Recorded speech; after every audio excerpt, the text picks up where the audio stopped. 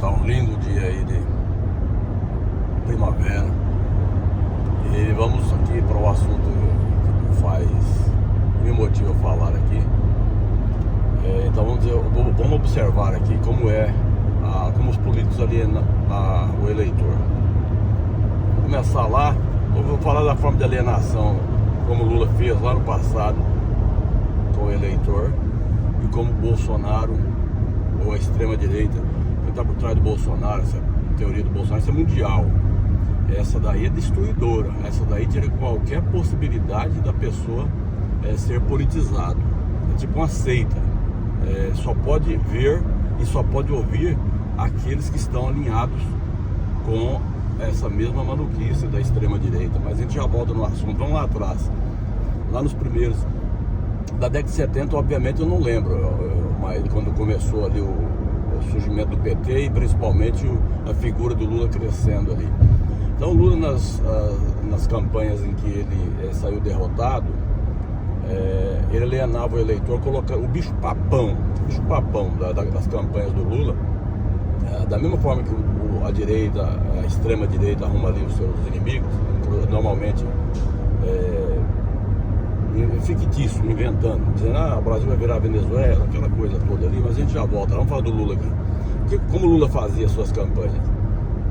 Ele incutia o bicho papão dele na cabeça, que ele punha na cabeça do eleitor, que se ele não ganhasse, o atraso do Brasil, a parceria Brasil-Estados Unidos, a parceria Brasil e grandes potências, principalmente capitaneada pelos Estados Unidos, e o outro inimigo era a Globo está ali sempre sendo inimiga,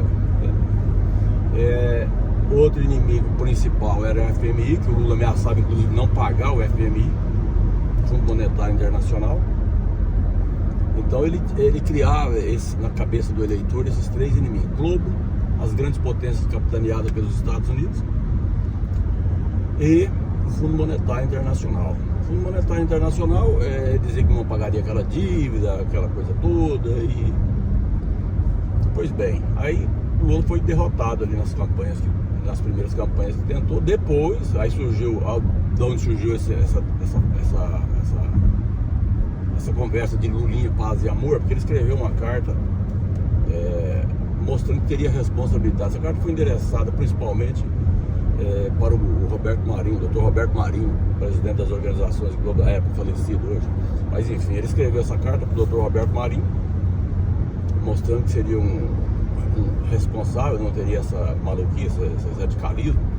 E aí passou a ser chamado de Lulinha, paz e amor. Coincidentemente ou não, o Brasil experimentou, deu a ele a possibilidade em 2002. O que o Lula fez? Realmente mostrou um pouco mais de responsabilidade do que a turma da extrema-direita. Ele, com a FMI, ele não lidava bem realmente. Então o que ele fez? Ele quitou a dívida. Em 2006, ele quitou a dívida. Talvez não, com certeza. Financeiramente, aquilo não foi uma coisa interessante, porque os juros do FMI eram juros bem menores do que o ganancioso mercado financeiro. O governo, para se financiar no mercado financeiro, tem que pagar muito mais juros que pagava o FMI. Então, em 2006, o Lula rompeu ele com o FMI, mas de forma honrada. Quitou a dívida e trouxe uma economia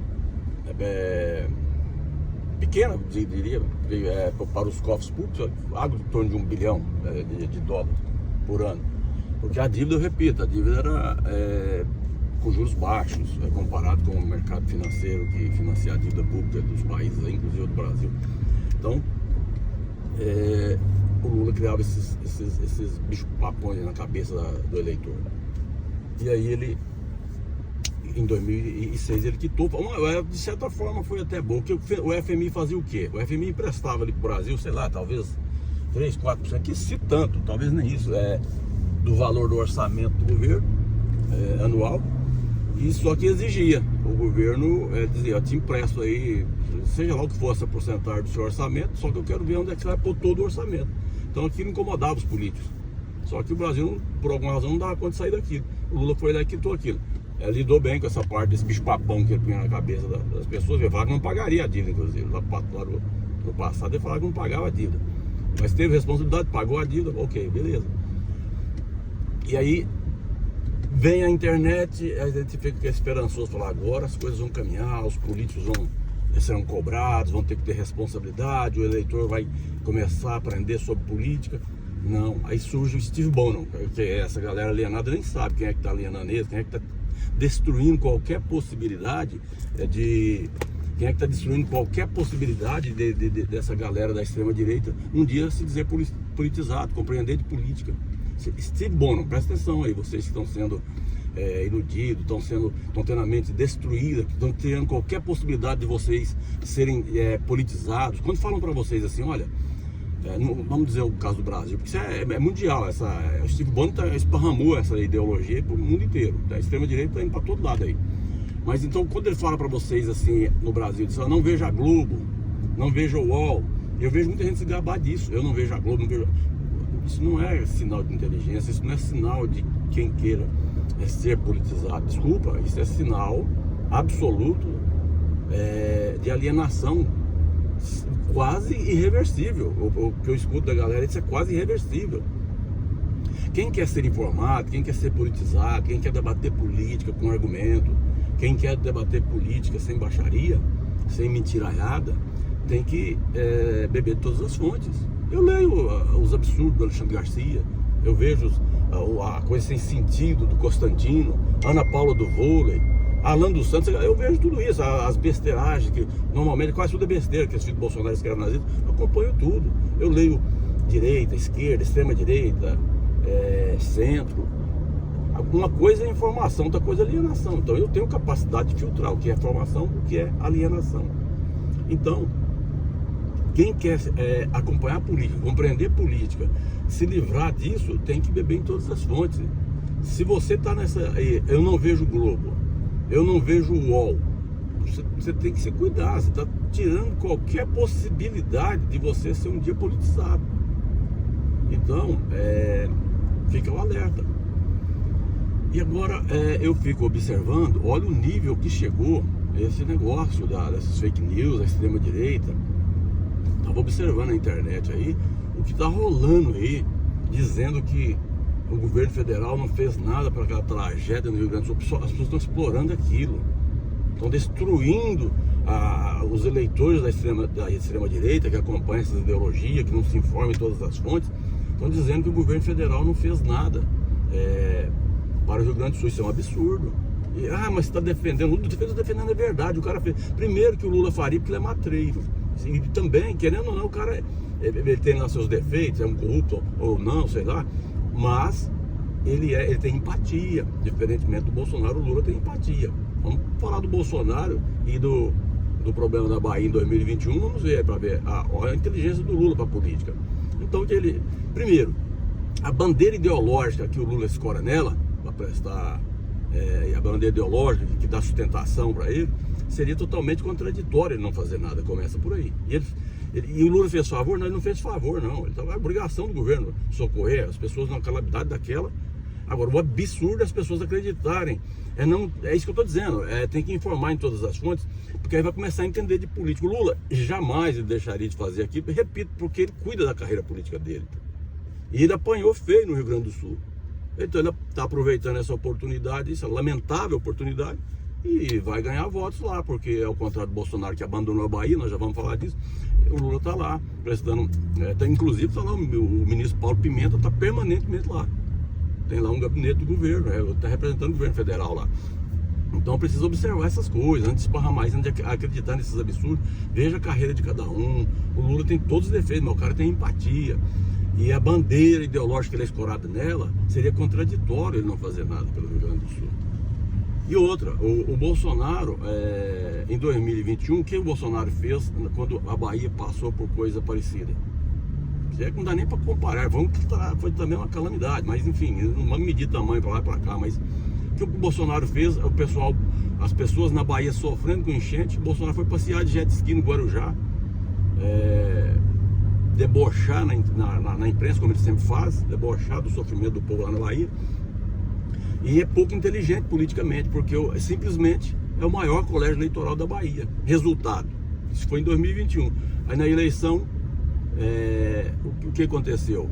o maior colégio eleitoral do Nordeste, desculpa aí, do Nordeste, o maior colégio eleitoral do Nordeste, a Bahia, onde o Bolsonaro virou as costas, são, acredito, 417 municípios. O Bolsonaro simplesmente apanhou em 415, perdeu feio.